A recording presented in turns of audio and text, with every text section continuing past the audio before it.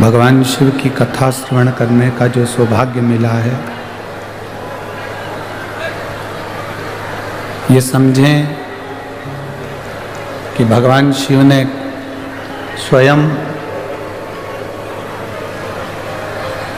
मां अम्बा को कहा और अम्बा ने ये प्रेरणा देकर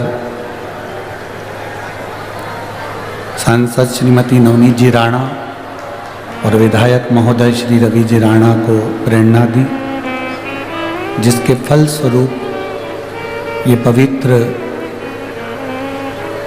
शिव महापुराण की कथा श्रवण करने का हमको अवसर मिला है।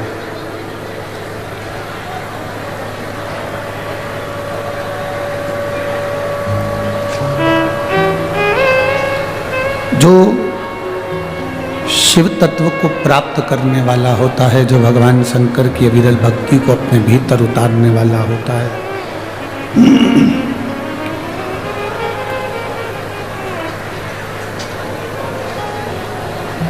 जब वो भगवान शंकर की भक्ति को करना प्रारंभ करता है, भगवान शिव की भक्ति को प्राप्त करना प्रारंभ करता है, तब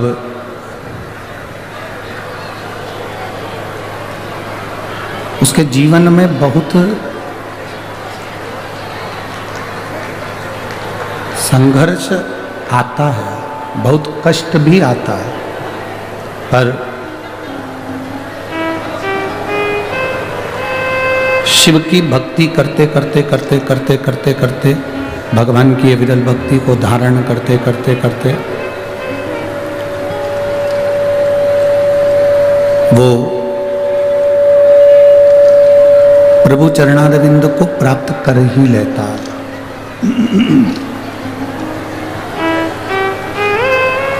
अब जैसे आप लोग बड़ी दूर दूर से कथा को श्रवण करने के लिए आए हो, जहाँ जहाँ से, कोई अपने गांव से, नगर से, शहर से भगवान शिव की कथा को सुनने के लिए यहाँ पहुँचे हैं।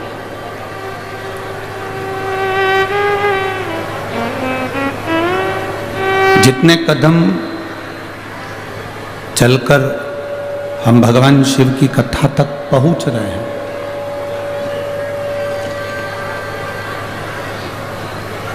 महाभारत में तो एक संवाद आता है। महाभारत के अंदर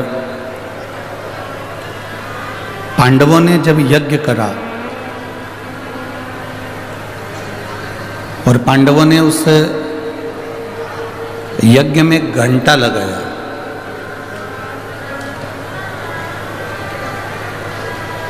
पहले यज्ञ का एक नियम था, यज्ञ का एक क्रम था कि जब विद्वान ब्राह्मण यज्ञ कराते थे तो यज्ञ की जो पूर्ण आहुति होती थी, उस पूर्ण आहुति में जो घंटा लगाया जाता था वो अपने आप बज जाता था।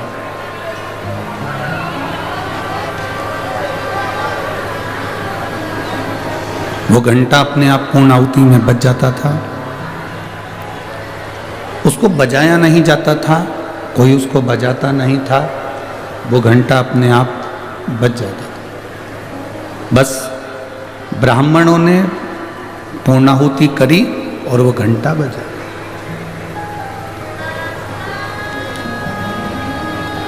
अब पांडवों ने जो यज्ञ करा, पांडवों ने जो यज्ञ करा, उसमें जो घंटा लगा था वो घंटा नहीं बजा। बहुत ध्यान देना कथा की ओर।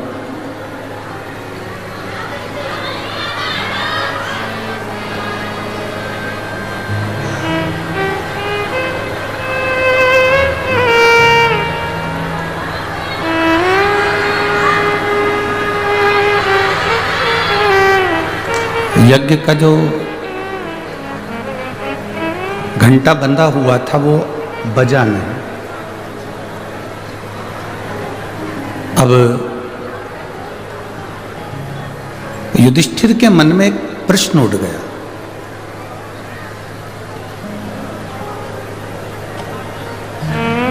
युधिष्ठिर के मन में एक प्रश्न ये जागृत हुआ कि हमने यज्ञ अच्छा करवाया, अनुष्ठान अच्छा करवाया, ब्राह्मण, साधु, संत, गुरुजन भी आए, उन्होंने इस यज्ञ का दर्शन भी किया, अनुष्ठान भी पूरा हुआ, पर ये यज्ञ का घंटा क्यों नहीं बजता? कारण क्या है? युधिष्ठिर ने अर्जुन को बुलाया, नकुल सहदेव को बुलाया और कहा कि एक काम करो, जरा पता करो, यज्ञाचार्य को बुलाया जाए और यज्ञाचार्य से पूछा जाए कि ये यज्ञ का घंटा आखिर बजता क्यों नहीं, ये यज्ञ का घंटा आखिर बज क्यों नहीं रहा है। अर्जुन ब्राह्मण देवता के पास में गए, यज्ञाचार्य के पास में गए और उनसे निवेदन किया कि शास्त्र रीति के अनुसार हमने ये यज्ञ में जो घंटा लगाया है, ये घंटा तो पूर्णाहुति पर बज जाना चाहिए।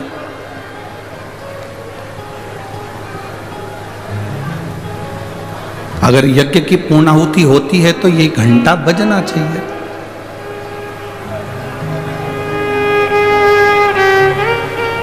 पर आज तो गजब की बात है कि पूर्णाहुति हो गई और ये यज्ञ का घंटा नहीं बज रहा।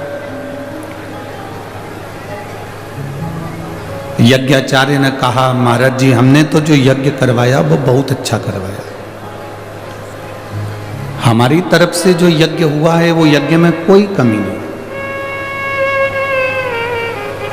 फिर कमी कहां पर है? तो यज्ञाचार्य ने कहा, कमी केवल एक जगह पर है,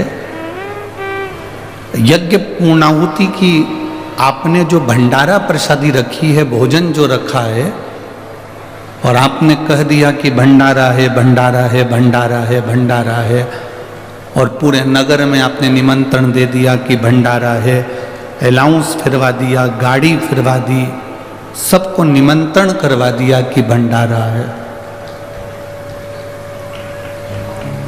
यज्ञाचार्य ने कहा, इसमें एक गलती कहीं ना कहीं हो रही है। यज्ञ दो तरह का होता है, जिसमें सांकल्य दी जाती है, आहुतियां दी जाती है, एक यज्ञ वो है, और दूसरे नंबर का यज्ञ वो है, आपने पूरे नगर में जो भोजन का निमंत्रण दिया, और नगर में जो भोजन का निमंत्रण दिया उसमें से कोई ना कोई एक व्यक्ति, दो व्यक्ति भोजन करने नहीं आए, भंडारे का प्रसाद लेने के लिए नहीं आए, इसलिए ये यज्ञ का घंटा नहीं बजा।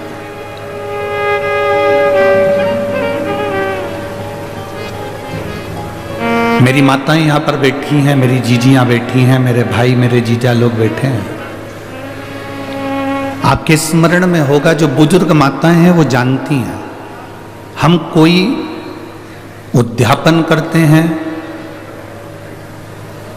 चतुर्थी का उद्यापन करा, करवा चौथ का उद्यापन करा, कोई तीज का उद्यापन करा, कोई उजमना करा, उद्यापन करा, तो जो उद्यापन करने वाला होता है, जो उजमना करने वाला होता है, वो पहले भोजन नहीं करता। जब उजमने में, उद्यापन में जितने लोगों को उसने आमंत्रित करा है, जितने लोगों को उसने बुलाया है, 16 जोड़े हैं, 15 जोड़े हैं, 20 जोड़े हैं, 25 जोड़े हैं, जितनों को उसने बुलाया, पहले उनको वो भोजन कराता, और भोजन कराने के बाद में फिर जिसने उजमना करा है, जिसने उद्यापन करा है, वो भोजन ग्रहण करता है।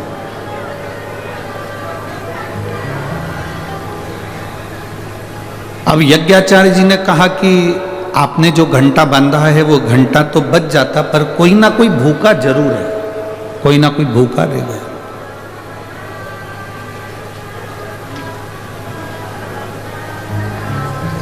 अब भीतर जब एक संकल्प लेकर हम कोई कार्य करते हैं तो कहीं ना कहीं उसमें थोड़ी ना थोड़ी अड़चन जरूर आती है, पर कार्य सफल करना ये परमात्मा के हाथ में होता है।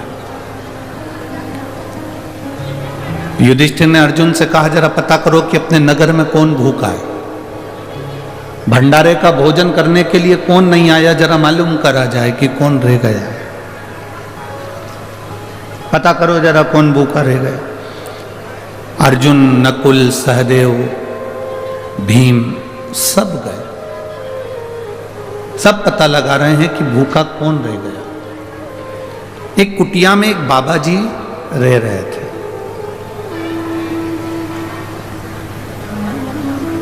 एक कुटिया में एक संत रह रहे।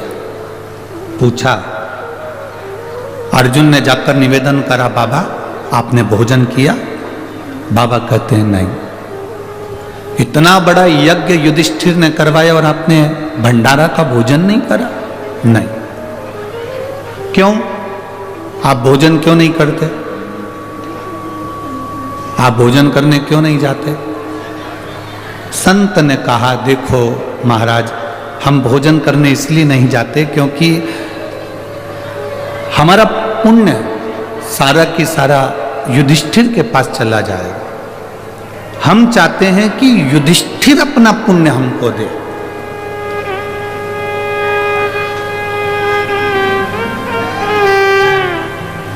जिसने अपनी जिंदगी में 1000 अश्वमेध यज्ञ करे हों,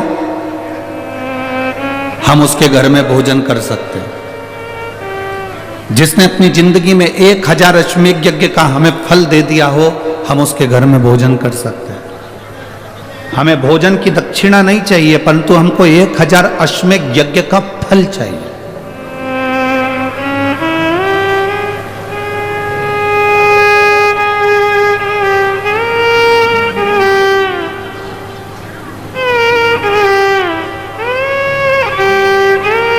हमें 1000 अश्वमेध यज्ञ का जो संकल्प का फल दे दे कि हमने 1000 अश्वमेध यज्ञ करे हैं और हमने आपको जी 1000 अश्वमेध यज्ञ का फल दिया, तो हम भोजन करने को तैयार। इतने में अर्जुन ने कहा, बाबा हमने हमारी जिंदगी का पहला अश्वमेध यज्ञ करा है, आप इसका फल ले लो। संत ने कहा, नहीं नहीं, हम एक अश्वमेध यज्ञ का फल नहीं ले सकते, हमको तो 108 अश्वमेध यज्ञ का फल चाहिए। अर्जुन की आंखों में जल भर गया। युधिष्ठिर, नकुल, भीम सब स्तुप्त होकर देखते रहे। सब स्तुप्त होकर देख रहे।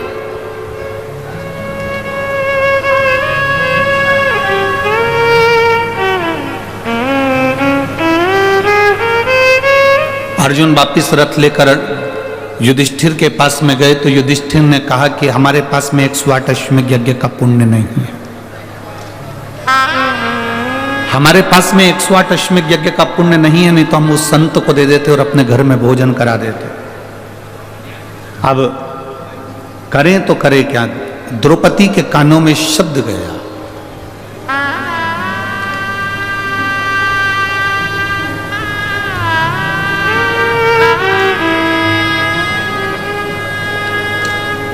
दुनिया के लोग भले स्त्री को, नारी को, दुनिया के लोग भले स्त्री को, नारी को अशुद्ध मानते हों, कह देते हों कि नारी, कई लोग स्त्री के ऊपर, नारी के ऊपर कमेंट्स कर देते हैं, शब्दों की बाण कर देते हैं, शब्दों पर शब्द कह देते हैं। पर शिव महापुराण की कथा कहती है, जब जब व्यक्ति उलझता है, पुरुष जब जब उलझता है, घर के बच्चे जब जब उलझते हैं, परिवार जब जब उलझता है, तब तब घर की नारी, चाहे वो माँ हो, चाहे वो बेटी हो, चाहे वो बहन हो, चाहे वो स्त्री हो, वो सामने आकर खड़ी होती है और कदम से कदम मिलाकर आगे बढ़ा देती है।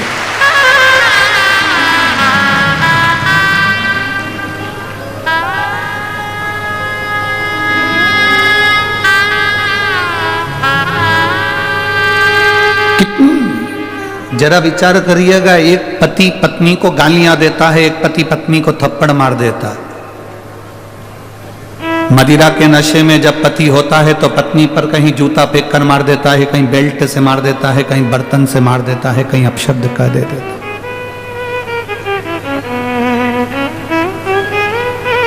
उसके बाद पति को अगर तकलीफ हो जाती है, कहीं एक्सीडेंट हो जाता है, कहीं उसका हड्डी टूट जाती है, कहीं वो पीकर गिर जाता है, पड़ जाता है, उसके शरीर में चोट लग जाती है, सेवा कौन करती है?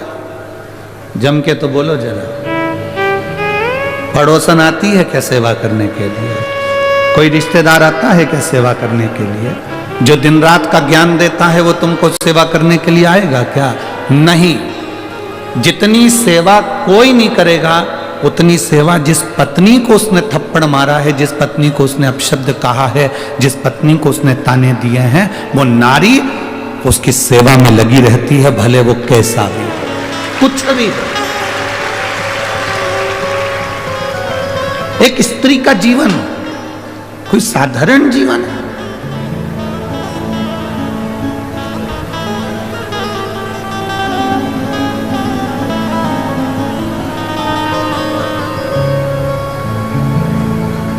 दशरथ जी के घर में संतान नहीं हुई।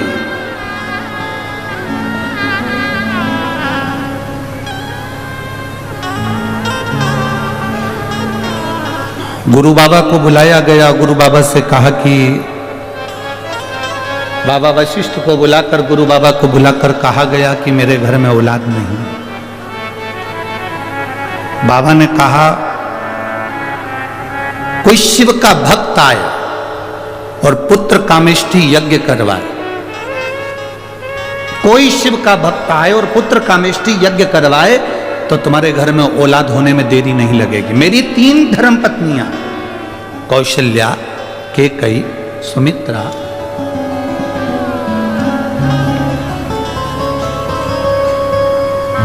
मेरी 3 धर्म पत्नियां होने के बाद भी मेरे घर में औलाद नहीं, तो कोई शिव का भक्त आए और पुत्र कामेष्ठी यज्ञ करवाए। वशिष्ठ बाबा ने तो कह दिया, दशरथ जी के कानों में शब्द पड़ गया, पर वशिष्ठ बाबा से दशरथ जी ने हाथ जोड़कर निवेदन करा कि आप ढूंढो कि यज्ञ कौन कराएगा।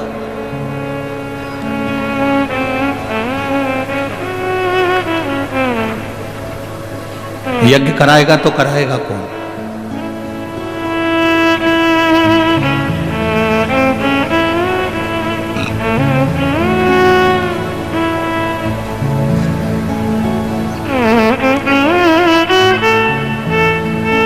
इतना विशाल यज्ञ संतान की प्राप्ति के लिए, पुत्र की प्राप्ति के लिए, इस यज्ञ को कौन करा सकता है? तब वशिष्ठ बाबा ध्यान लगाकर बैठे थे कि इस यज्ञ को कोई शंकर का भक्त कराए, तो उनके स्मरण में आया कि दशरथ जी की माता जी से पूछा जाए।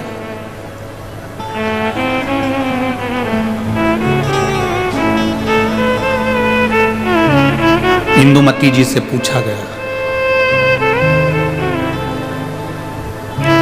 दशरथ जी की माता जी से पूछा गया। वशिष्ठ बाबा ने उनसे पूछा, यज्ञ ऐसा ब्राह्मण हो बताओ जो शंकर की भक्ति में डूबा रहता हो, शिव तत्व में डूबा रहता हो, क्योंकि ये पुत्र कामेष्ठी यज्ञ, संतान की प्राप्ति का यज्ञ केवल एक कर सकता है और वो शंकर का कोई भक्त कर सकता है।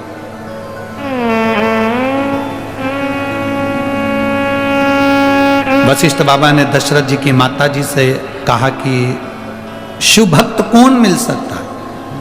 इंदुमती के स्मरण में आया, मेरे विदर्भ में जो शंकर की भक्ति में हर तरफ डूबे रहते हैं, वो केवल एक श्रृंगी ऋषि है।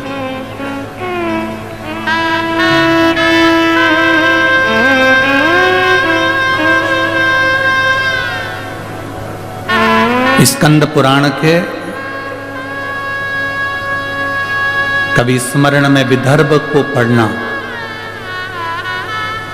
स्कंद पुराण के विदर्भ को यदि आप पढ़ेंगे तो विदर्भ में आप पढ़ेंगे कि दशरथ जी की माता जी ने, इंदुमती जी ने कह दिया वशिष्ठ बाबा से, आप चिंता मत करो, अगर पुत्र कामेष्ठी यज्ञ करवाना है तो मेरे मायके में विदर्भ में जो हमारे घर के राजगुरु हैं श्रृंगी बाबा, उनको निमंत्रण दिया जाए। एक स्त्री मार्गदर्शक बन जाती है, एक स्त्री मार्ग बताने वाली हो जाती है, उनको बुलाया जाए। ये अमरावती की धरा से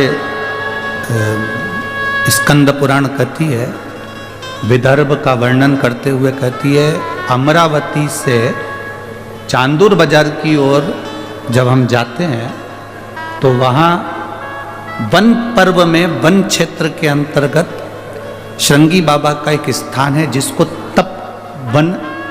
तपवनेश्वर कहते हैं।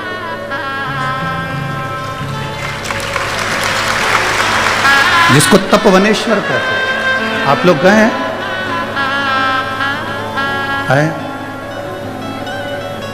जरा जम के बोलो। अच्छा अच्छा,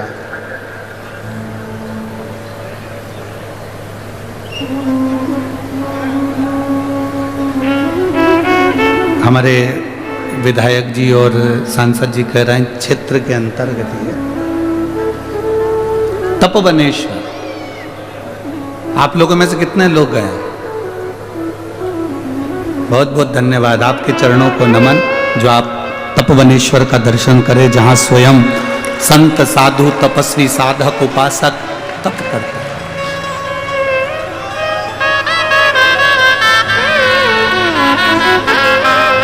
तपवनेश्वर जहां पर श्रृंगी बाबा बैठकर तप साधना में लीन थे, तप में लीन।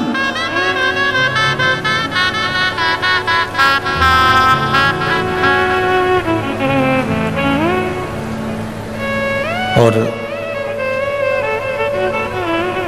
दशरथ जी की माता जी ने खबर करवाई अपने पीहर में, दशरथ जी के ननिहाल में, कि दशरथ जी को पुत्र कामेष्ठी यज्ञ करना है और आप श्रृंगी बाबा से जाकर निवेदन करो। श्रृंगी बाबा उस समय पर तप मुद्रा में लगे हुए थे, बैठे गुफा के अंदर भजन में लीन थे। जब कोई राजकीय कार्य होता था तो श्रृंगी बाबा निकलकर उस गुफा से आते थे और विदर्भ राज के पास में बैठकर उनको ज्ञान दिया करते थे।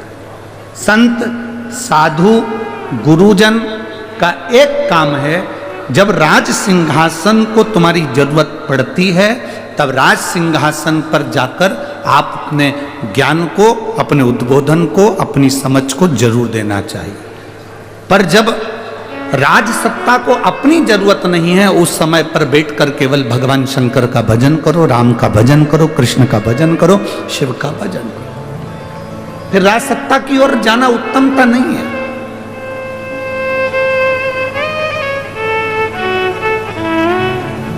अब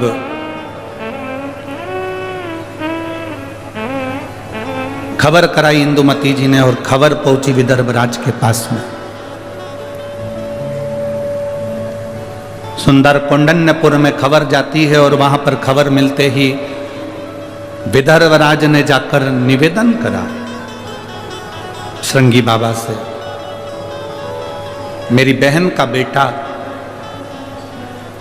यज्ञ कर रहा है और आप जाकर यज्ञ पूर्ण करवाओ क्योंकि उनको संतान की प्राप्ति चाहिए। श्रृंगी बाबा ने कहा कि पुत्र प्राप्ति के लिए, संतान प्राप्ति के लिए और मैं जाऊं, मुझे ही क्यों आमंत्रित करा? तो शिव महापुराण की कथा कहती है,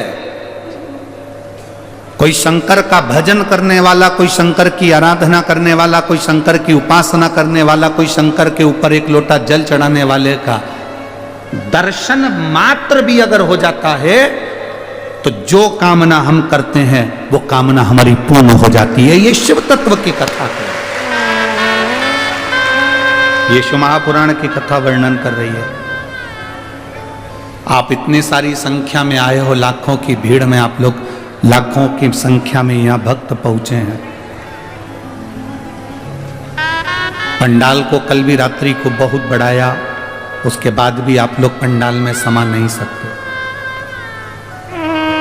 दोनों तरफ पंडालों को बढ़ाया गया, पर आपका शिव के प्रति जो प्रेम है, आपकी जो वात्सल्यता भगवान शंकर के प्रति है, वो यहाँ देखने को मिलती है।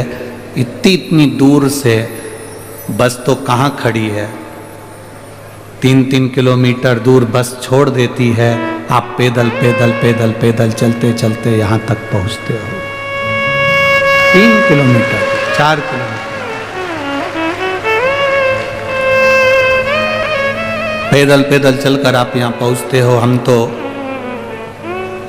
आदरणीय सांसद महोदय जी से और विधायक महोदय जी से और महाराष्ट्र के प्रशासन से, अमरावती के कलेक्टर महोदय, एसपी डीएसपी महोदय से निवेदन करना चाहेंगे इस व्यासपीठ से कि बुजुर्ग लोगों को आने में बहुत पैदल चलना पड़ रहा है, इसलिए पार्किंग थोड़ी पास में दी जाए।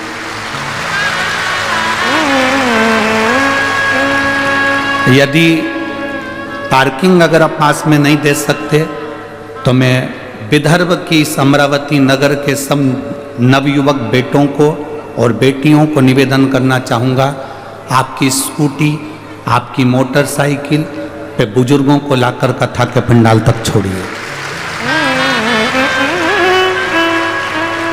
प्रयास करिए कि नज़दीक तक भले गाड़ी छोड़कर चले जाए, पर नज़दीक तक भले 1 किलोमीटर आधा किलोमीटर दूर छोड़े तो भी कोई तकलीफ नहीं है, पर नज़दीक का हमारा तो निवेदन है माननीय कलेक्टर महोदय जी से, एसपी डीएसपी कमिश्नर आदि से कि आप प्रयास करेंगे तो सब कुछ हो सकता है। शिव तत्व की प्राप्ति, बहुत सुंदर व्यवस्था माननीय सांसद महोदय जी ने, विधायक जी ने, आमदार खासदार जी ने बहुत सुंदर व्यवस्था करी है।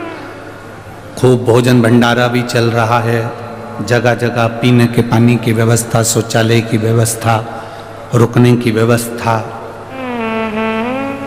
पार्किंगों की व्यवस्था सब अच्छी करी है। बस अब प्रशासन का साथ चाहिए कि वो थोड़ा नज़दीक तक लोगों को छोड़ने की व्यवस्था के लिए अग्रणता प्रदान करे। ये आपसे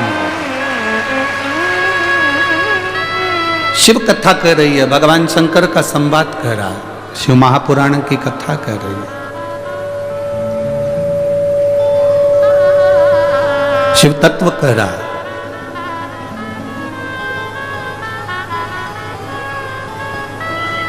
तपोवनेश्वर में जाकर श्रृंगी बाबा को विदर्भ राज ने निमंत्रण भेजा, और निमंत्रण भेजा तो तपोवनेश्वर के श्रृंगी बाबा आए। राजा से पूछा क्या बात है, दशरथ जी पुत्र कामेष्ठी यज्ञ करना चाहते हैं, आप उस यज्ञ को पूर्ण कराओ। श्रृंगी बाबा ने मना कर दिया, श्रृंगी ऋषि ने मना कर दिया। श्रृंगी बाबा बोले मैं नहीं जा सकता, मेरी तप साधना छूटती है, मेरा भजन छूटता है, मेरा कीर्तन छूटता है, मेरा स्मरण छूटता है, मैं नहीं जा सकता, मैं नहीं जाऊंगा। जैसे ही निवेदन किया, श्रृंगी बाबा ने मना करा और जाकर तपवनेश्वर में बैठ गए। तप करने वापस गुफा में प्रवेश कर गए। तब जैसे ही गुफा में प्रवेश कर तप करने में लीन थे, श्रृंगी बाबा का एक नियम पक्का था कि रोज पार्थिव शिवलिंग का निर्माण करना, उसकी पूजन करना, उसकी आराधना करना। आज पार्थिव शिवलिंग का निर्माण श्रृंगी बाबा बस कर ही रहे थे, आधा शिवलिंग का निर्माण हुआ था, पूर्ण तरह से गोल शिवलिंग बना ही नहीं था, केवल हाथ का स्पर्श किया गया था। इतनी देर में तो देवाधिदेव महादेव प्रकट हो गए श्रृंगी बाबा के सामने। देवाधिदेव महादेव प्रकट हुए और देवाधिदेव महादेव प्रकट होकर तुरंत उसी समय पर बोले श्रृंगी ऋषि से, हे श्रृंगी बाबा, अयोध्या के राजा दशरथ जी यज्ञ करवाना चाहते हैं, आप पुत्र कामेष्ठी यज्ञ करवाइए, क्योंकि भगवान नारायण पृथ्वी पर अवतरण होना चाहते हैं, इसलिए अवध में राम आने चाहते हैं, आप करवाओ यज्ञ। आधा शिवलिंग का निर्माण हुआ था, इसलिए आप लोग अगर तपवनेश्वर गए हो, हम तो आज तक नहीं गए, अगर आप लोग तपवनेश्वर गए हो, हम नहीं जा पाए, हम तो कहेंगे सांसद महोदय जी से, विधायक जी से, अगर नज़दीक में हो तो एक बार बाबा के दर्शन अवश्य कराएं, जिससे हमारी भी जिंदगी सार्थक हो, जीवन की सार्थक हो। ऐसी पवित्र भूमि, जिस भूमि से श्रृंगी ऋषि यज्ञ कराने के लिए अयोध्या में जाते हैं, अवधपुरी में जाते हैं। इतनी पवित्र भूमि से, विदर्भ की इस धरा से श्रृंगी ऋषि जाकर जो यज्ञ कराते हैं, राम जी को लाने के लिए पुत्र कामेष्टि यज्ञ करवाते हैं, वो श्रृंगी ऋषि के पवित्र भूमि का दर्शन हो, इससे बढ़कर सुख और क्या हो सकता है। तपोवनेश्वर हम नहीं गए, परंतु स्कंद पुराण कह रही है, वहां पर जो शिवलिंग होगा वो पूर्ण तरह से गोल नहीं होगा, शास्त्र में लिखा है। क्यों? उसका कारण यह है कि श्रृंगी बाबा शिवलिंग का निर्माण कर रहे थे और इतनी देर में शंकर भगवान प्रकट हो गए और उन्होंने कह दिया आपको इसी क्षण अवध के लिए जाना पड़ेगा, अयोध्या के लिए जाना पड़ेगा।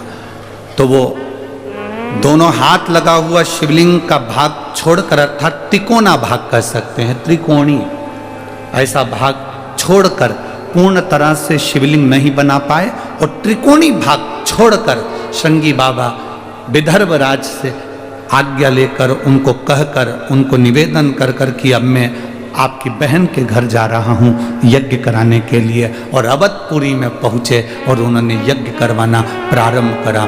जो यज्ञ करवाया, खीर का कटोरा आया,